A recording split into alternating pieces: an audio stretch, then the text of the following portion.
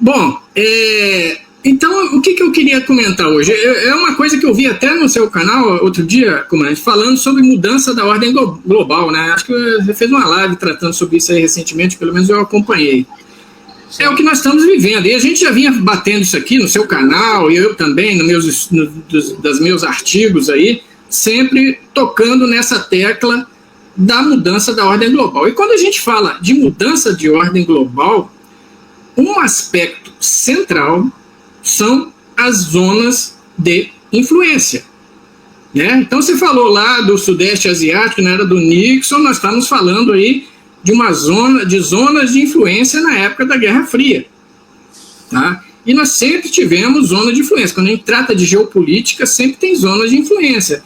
Desde lá da época do imperialismo, nas guerras napoleônicas, Congresso de Viena, que gerou uma nova ordem mundial aí a partir de 1815, depois do fim da derrota, vamos dizer assim, do Napoleão, que foi até a Primeira Guerra Mundial, e depois criou-se novas esferas de influência globais, e depois gerou em conflitos que levaram à Segunda Guerra Mundial, e depois vieram as zonas de influência bem delimitadas na época da Guerra Fria.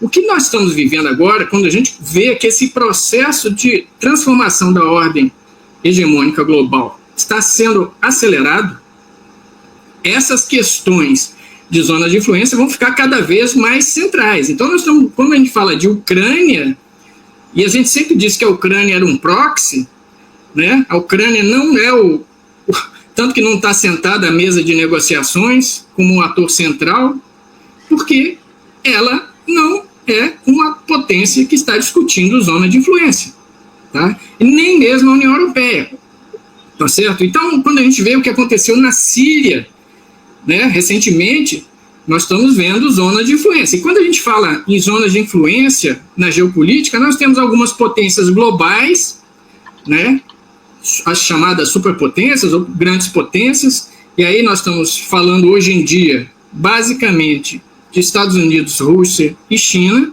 né? São esses os países.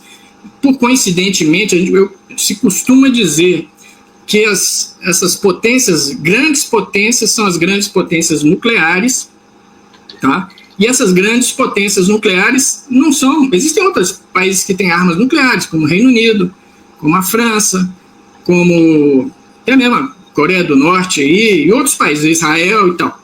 Mas as grandes potências que realmente têm capacidade de sentar na mesa e bater na mesa e dizer o que quer, são aquelas grandes potências nucleares que têm a chamada capacidade de segunda resposta. O que é uma capacidade de segunda resposta? Você sofreu um ataque nuclear massivo e mesmo assim tem capacidade de responder e destruir o outro lado. É aquela chamada destruição mútua assegurada, que foi o que balizou todo o equilíbrio que existia na Guerra Fria. Tá, e com o final vamos dizer, da Guerra Fria, né, com o fim da União Soviética, os Estados Unidos entrou num momento unipolar, que o Fukuyama dizia que era o fim da história e tal, né? Mas isso foi sendo reconstruído, e lá quando o Fukuyama estava dizendo que era o fim da história, o Lavrov, esse mesmo Lavrov aí, que na época era um jovem embaixador, ele assinou um acordo chamado de cooperação estratégica com a China, lá atrás, Deng Xiaoping. Isso lá quando o Fukuyama estava dizendo que a história tinha acabado, que essas disputas tinham acabado, que era o triunfo do liberalismo. O que eles diziam nesse acordo entre Rússia e China lá atrás, 90 e pouco, 93, 94? Eles diziam que China e Rússia iam passar a trabalhar para o mundo multipolar. Isso lá atrás. Tá? Então essa coisa foi crescendo, o momento unipolar está acabando, tá? Todo mundo já chegou a essa conclusão, e essas zonas de influência vão ser cada vez mais conflituosas. Então a Ucrânia é um exemplo de uma disputa que já começou de zona de influência, e esse fato de Trump e Putin estarem buscando se sentar para discutir essa questão de uma zona de influência, me remete lá, sabe o que, comandante? Me remete lá às discussões que Kennedy teve com Khrushchev lá na crise dos mísseis cubanos, na década de 60.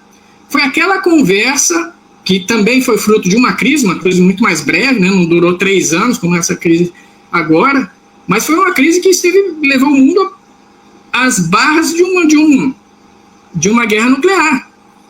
E, apesar de todos os conselhos dos falcões que estavam em volta, né, de tanto de Kennedy quanto de Khrushchev, ambos tiveram vamos dizer, a maturidade política de pegar o telefone e falar com o outro. E tirar, vamos dizer assim, o controle, o manche, né, o joystick da mão dos falcões, que estavam levando o mundo para uma guerra nuclear.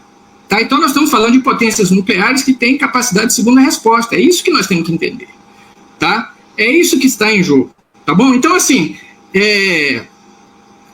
basicamente, vamos dizer, o que está ocorrendo agora nessa conversa do Putin com o Trump, e essa iniciativa do Trump, é que ele foi resgatar o papel da diplomacia nessa história. E a Guerra Fria, depois da crise dos mísseis cubana, caminhou aí, vamos dizer assim, com turbulência, teve, mas nunca houve uma crise tão grande como essa que está acontecendo agora, fruto desses problemas de zonas de influência. Essas questões têm que ser acertadas, exatamente quem atua onde.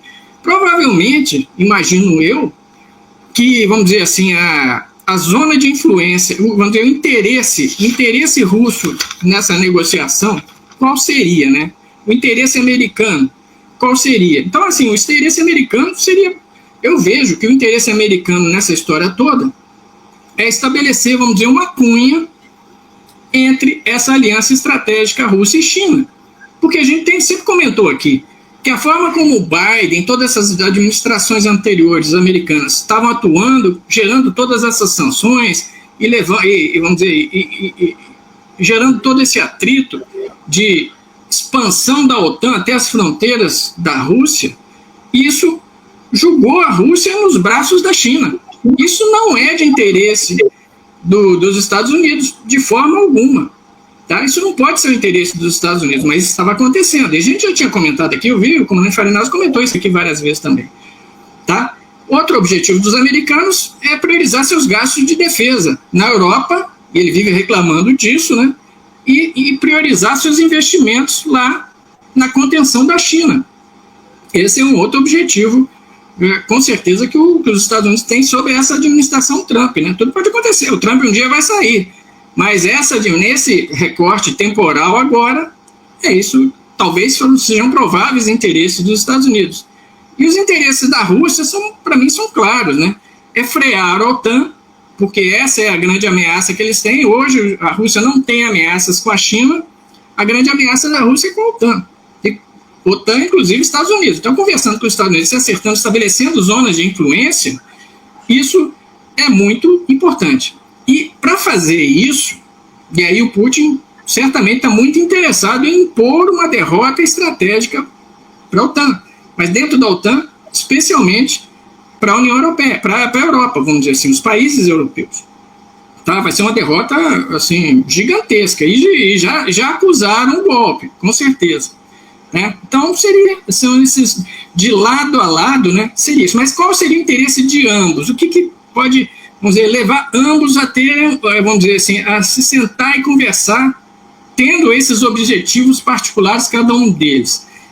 É justamente redesenhar as áreas de influência de cada um na Europa. Provavelmente a Rússia vai ter aquilo que, assim, em dezembro de 2021, lembrando, foi a última vez, lembra que a guerra começou em fevereiro de 22, né? Em dezembro de 21, a última vez, em 2 ligações, que o Putin falou com o Biden, ele ligou e falou: Biden, eu vou te mandar aqui uma minuta de um acordo que eu estou fazendo para você, para a gente resolver esse problema da Ucrânia. Você assina que a OTAN não vai entrar nem para a Ucrânia, nem para Belarus, nem para a Geórgia, tá? E a gente encerra esse assunto, assinamos e nós damos garantias de segurança que não vai ter problema nenhum. A Ucrânia pode entrar para a União Europeia, a Ucrânia pode... Nada disso estava no acordo. Eu tenho esse acordo aqui. Tá? Então, assim, e o Trump e o Biden, na época, né, falou assim: não, isso não é do interesse nosso, não. Você faça o que você tiver que fazer aí, que você vai responder para aquilo que você fizer. Aí, a confusão, o final do filme nós estamos vendo agora, né? Ele fez o que tinha que fazer, e aí o pessoal fala assim: não, mas a invasão da Rússia na Ucrânia foi não provocada, não tinha nada a ver com a expansão da OTAN, são sempre aquelas conversas de narrativa, né? Então, assim, aí eu costumo falar assim, a questão da geopolítica não tem nada a ver com ética e moral, tá? Não tem nada a ver com ética e moral. Tem um livro do Morgenthau que chama Disputa entre as Nações, na paz, disputa de poder e paz, é um livro de Morgenthau. Ele fala justamente isso, metade do livro ele fala isso, que, vamos dizer assim, que tem que se... A geopolítica impõe muitas vezes que se faça o mal menor do que se atingir o bem geral. Porque o bem geral dificilmente vai ser atingido quando a gente está falando de geopolítica. E aí, quando ele fala do mal menor, eu remeto lá aquilo que o comandante falou aí no Vietnã. Para os Estados Unidos, o mal menor foi aquele ali. Agora, o mal menor é a Ucrânia. Outros objetivos se impõem. Então, assim, essa é a geopolítica, gostando ou não.